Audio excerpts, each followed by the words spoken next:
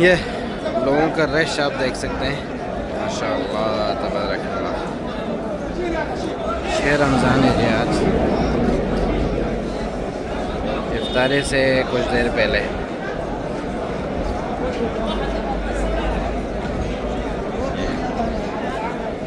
इफ्तार के लिए आए हुए हैं और थोड़ी देर बाद जो इंशाल्लाह दरस शुरू हो जाएगी इंशाल्लाह, उर्दू समझने वालों के लिए।